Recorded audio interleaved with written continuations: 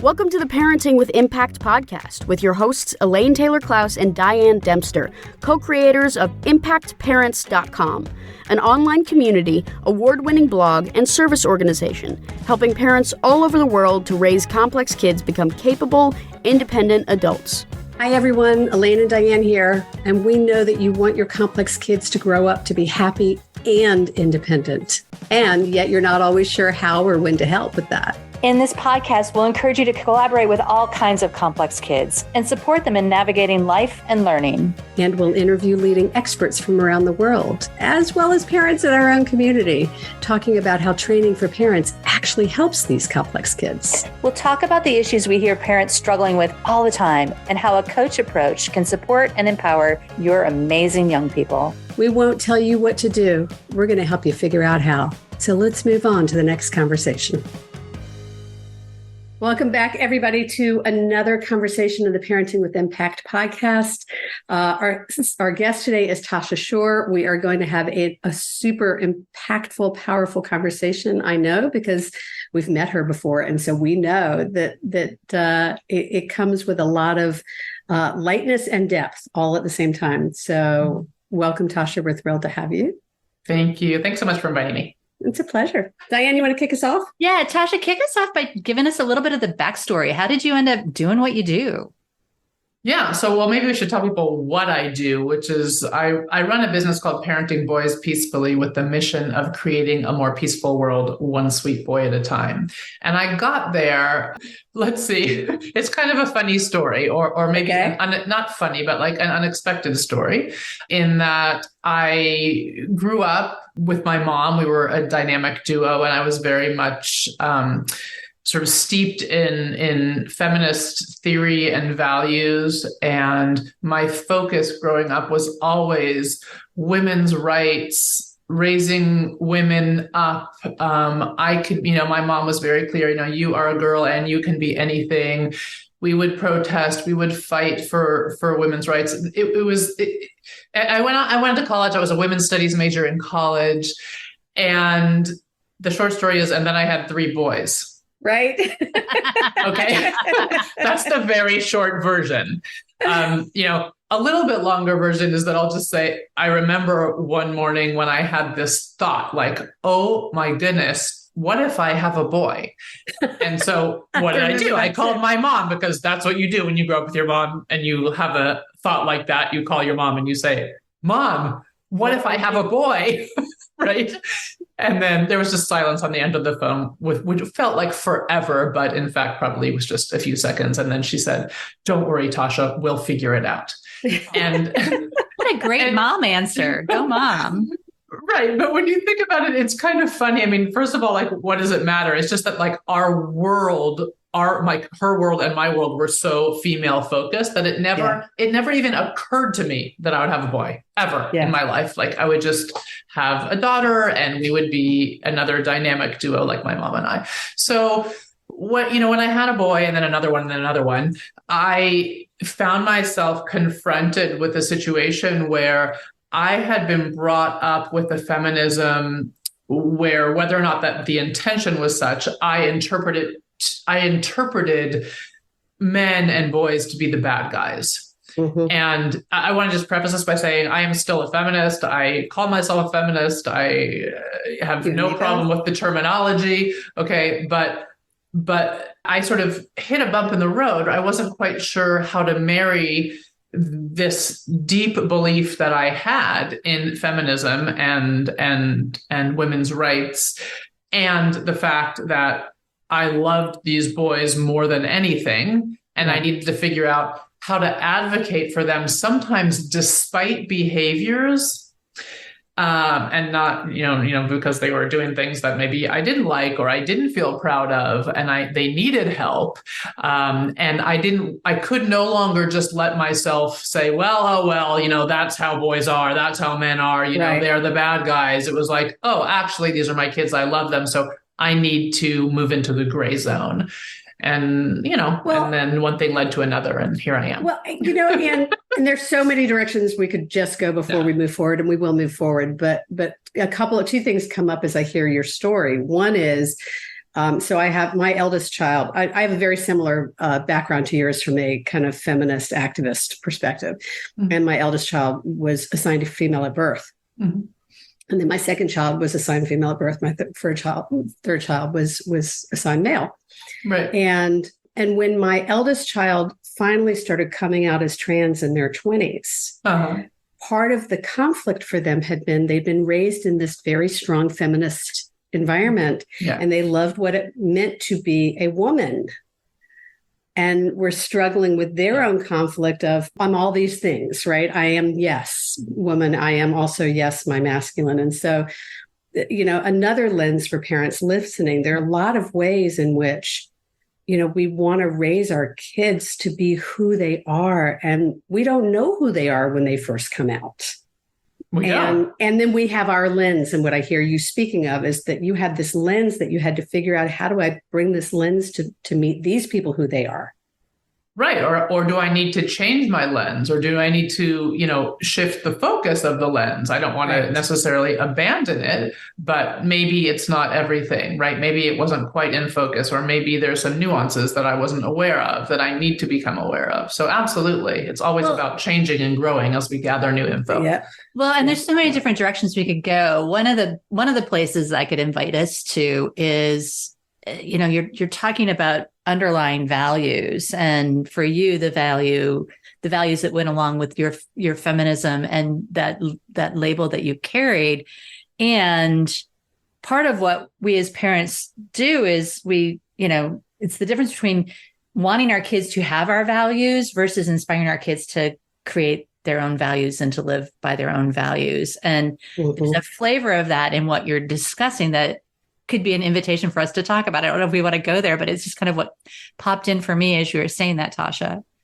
Yeah. I mean, I don't even think for me, it was about sort of perpetuating my values at that point. It was just kind of like an awareness of, the values that I have, or not even necessarily the values, but like the way I'm playing them out doesn't necessarily fit my reality anymore. Or maybe this is an invitation to understand that it actually never really fit my values. I just wasn't aware of it until I pushed up against something that made me question them.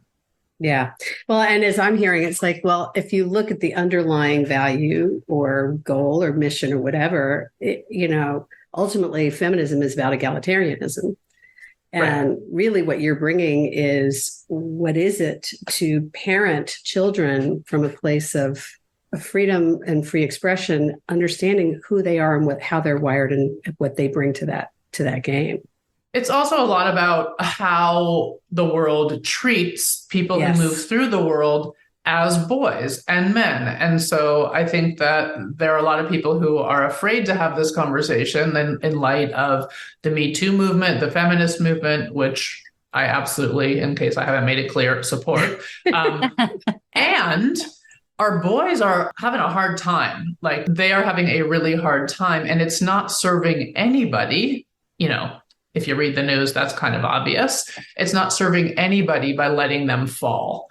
So we need to take their struggles seriously, and we need to figure out how to understand their calls for help, and as importantly, how to answer those calls for help, and not just sort of let them fall.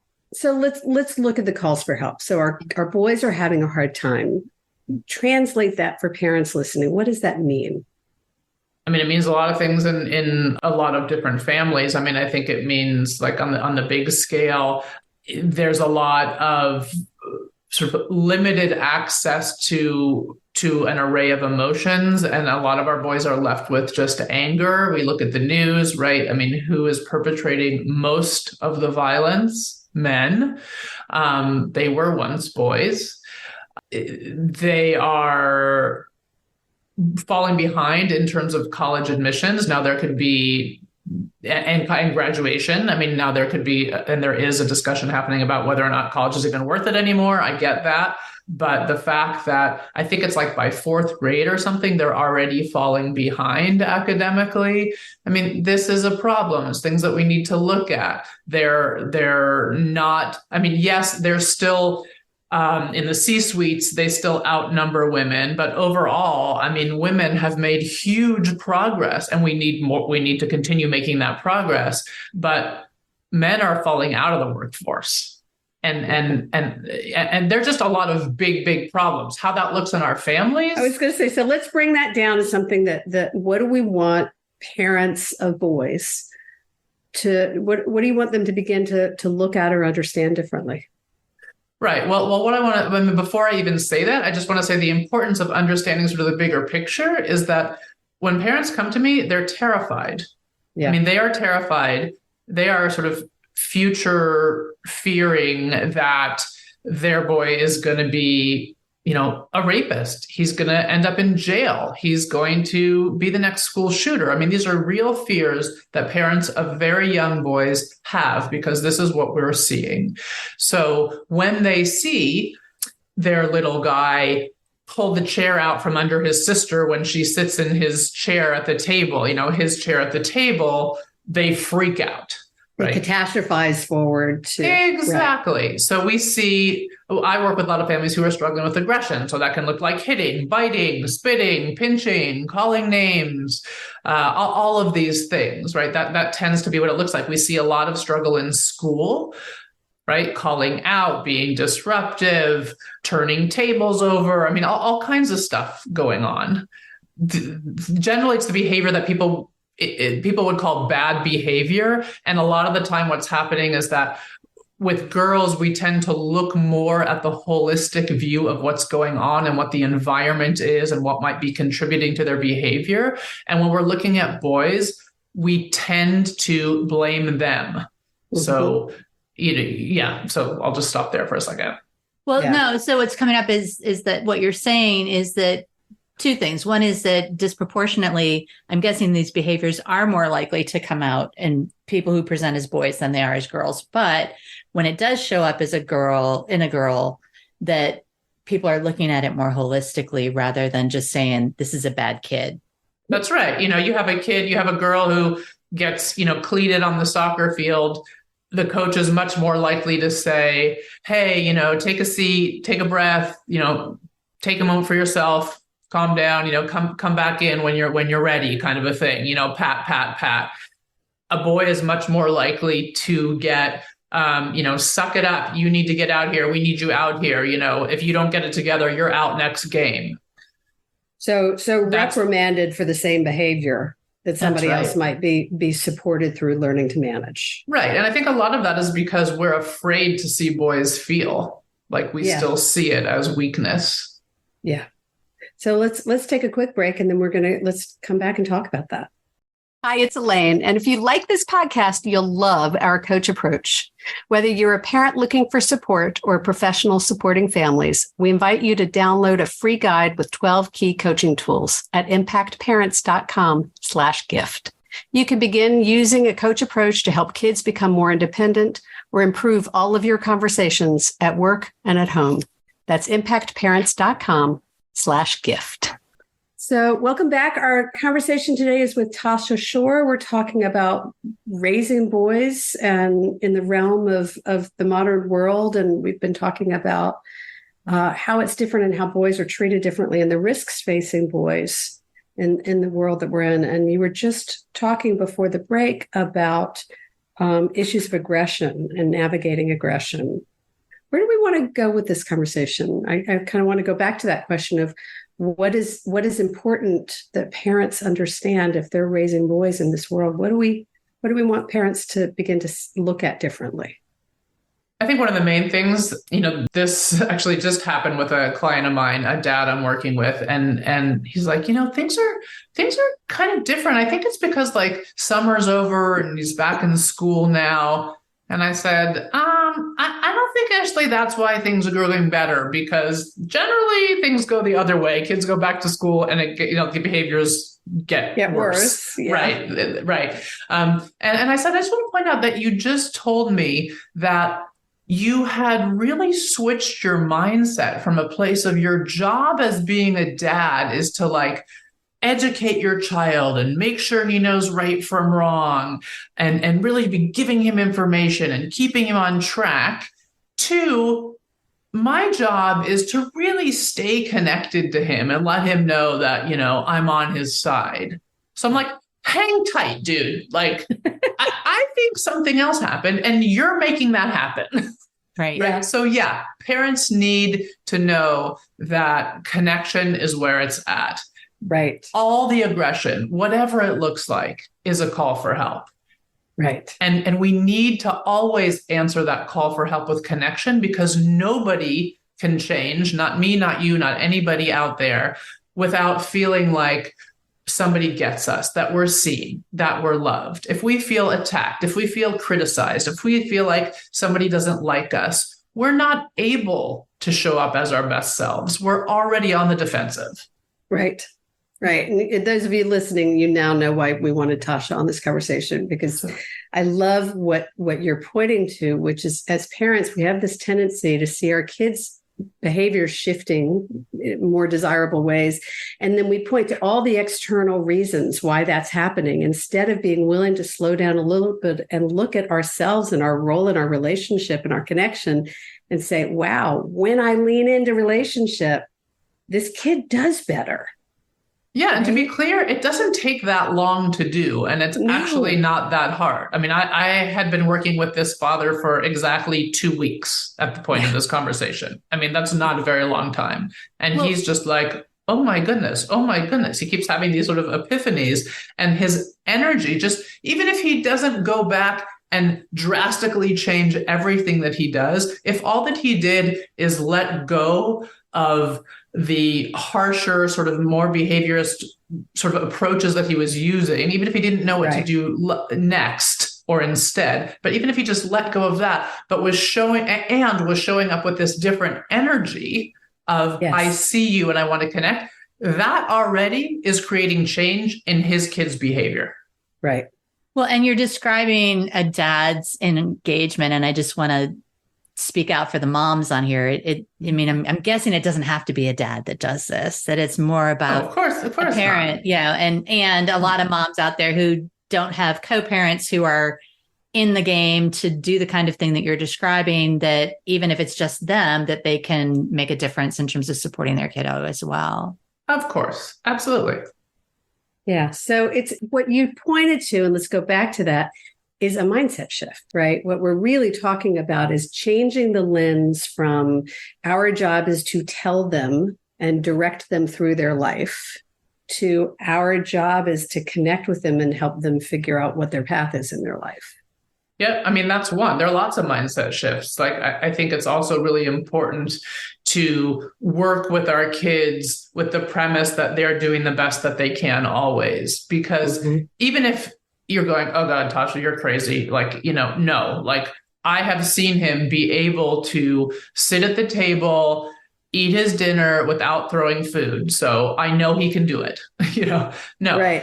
Even in the moment where he doesn't like the food and he throws his plate on the floor, that's still, we would still do better to believe, even if you're having to sort of stretch your believe muscle to be able to do it, we're still better to believe that he's doing his best in that moment. Because when we don't, we go straight into that blaming mode, the victim mode, the what's wrong with him mode, the worry mode, the what have I done to create such a monster mode. Right. Okay, none of that helps us.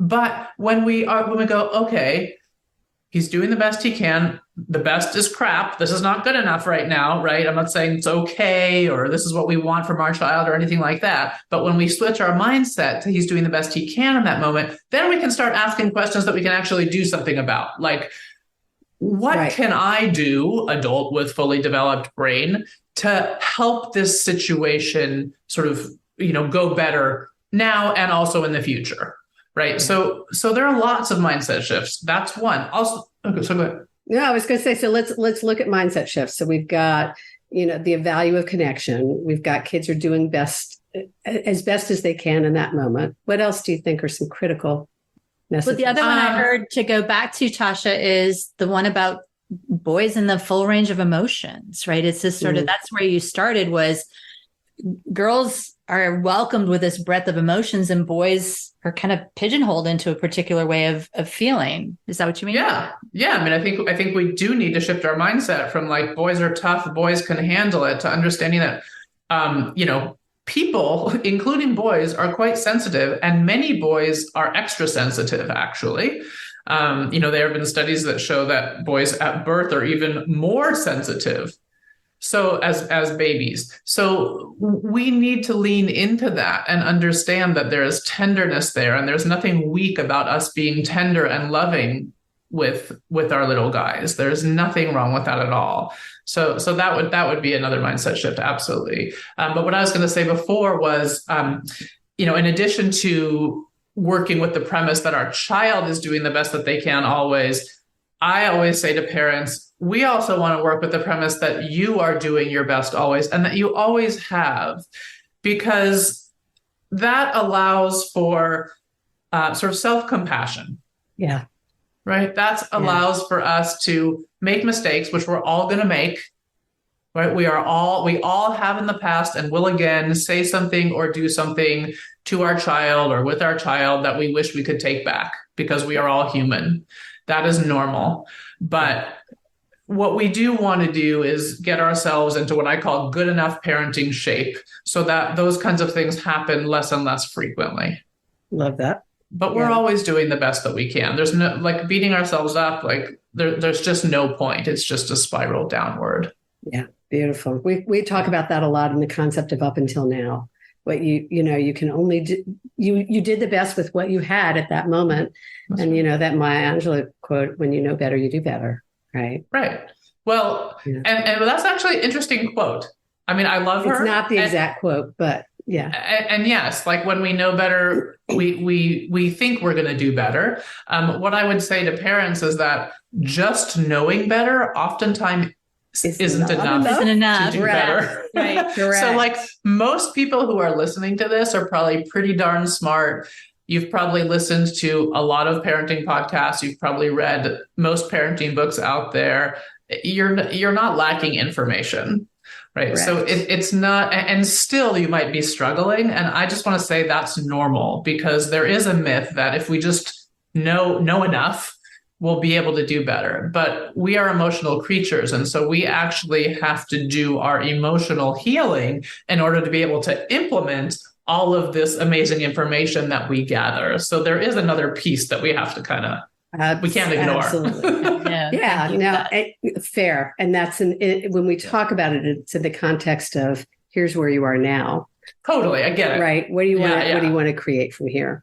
So any other, before we need to start wrapping up in a few minutes, but any other sort of key mindset messages you would like to share? Oh, what was I going to say? I felt like there was something else.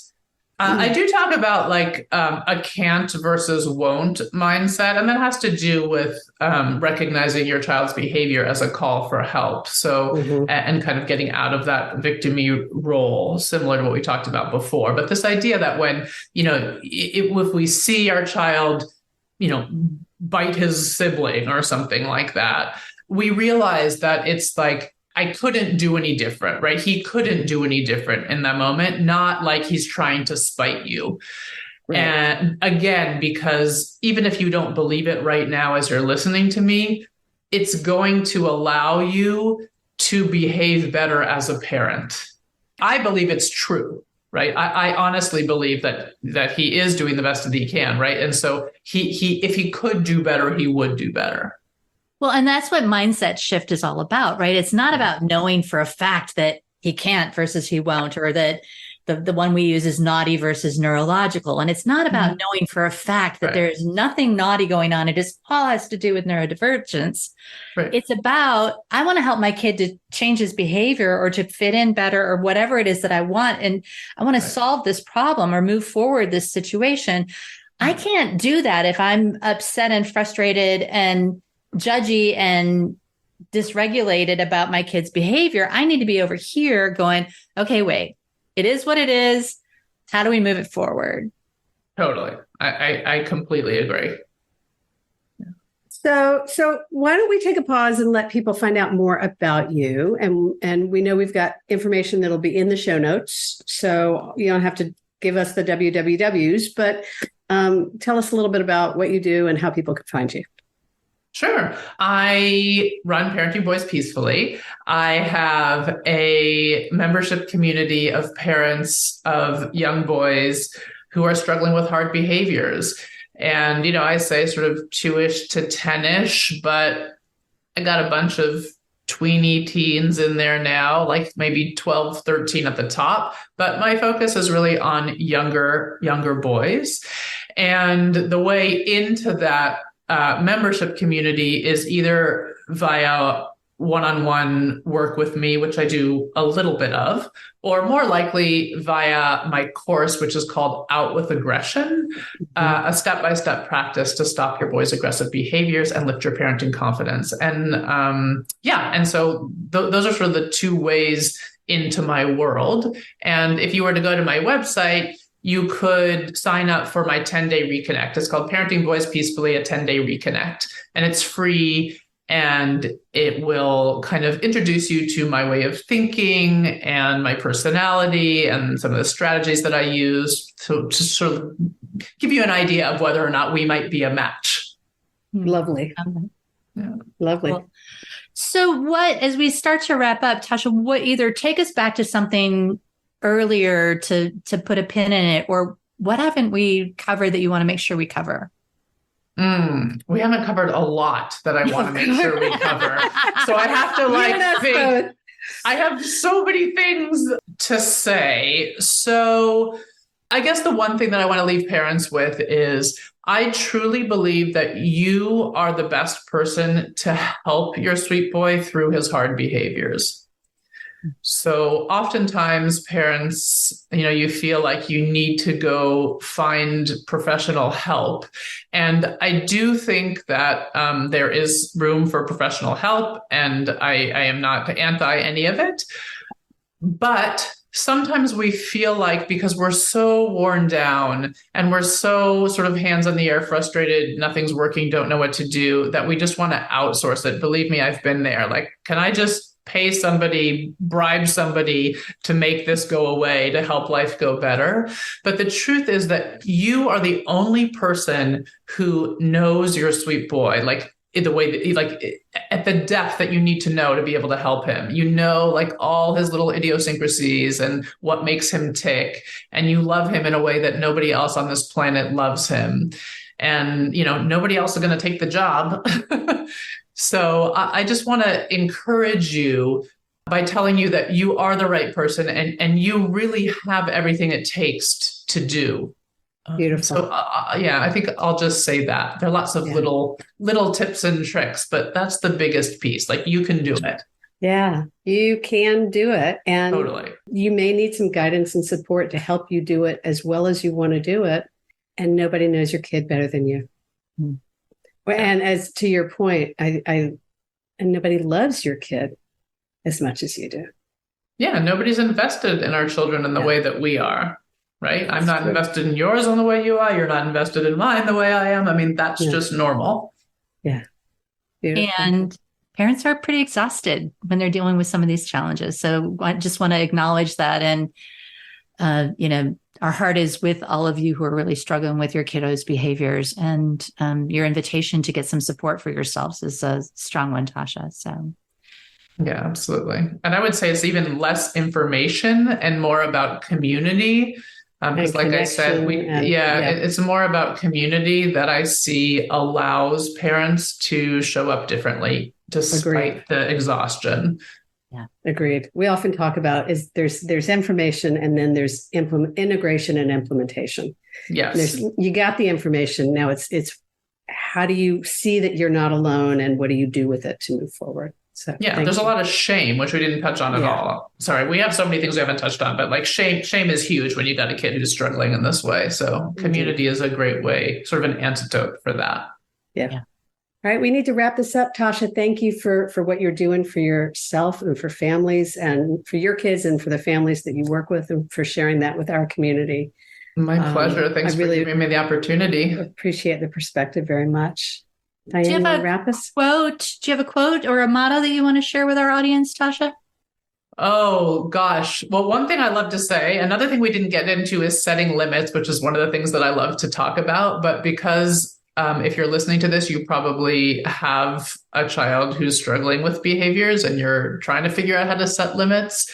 So one thing that I like to say a lot is that we get to decide what the limits are, but we don't get to decide how our child feels about those limits that we set.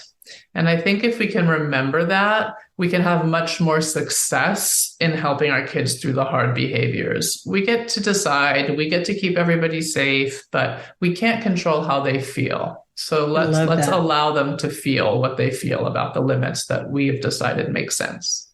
Beautiful. Love that. Awesome. Thank you again, Tosha. So grateful to have you here. And as we wrap up, those of you who are listening, take a minute and capture some ahas or some items that you want to move forward, or you want to do something different based on our conversation today, or you want to make sure you don't forget something. What's your key insight or takeaway from today? What's the one thing that really is sticking with you from all that we've talked about? And is there some action you want to take with that moving forward? Or is it maybe just beginning to play with a mindset shift? What is it for you today? Thank you for everything you're doing for yourself and for your kids. At the end of the day, you make the difference. Take care, everybody. We'll see you on the next one. You've been listening to the Parenting with Impact podcast with Elaine and Diane. For more information on the Impact Parents community or to join Sanity School for Parents, please visit impactparents.com. If you like what you've heard, please share this podcast with friends who need similar guidance and subscribe wherever you listen to podcasts.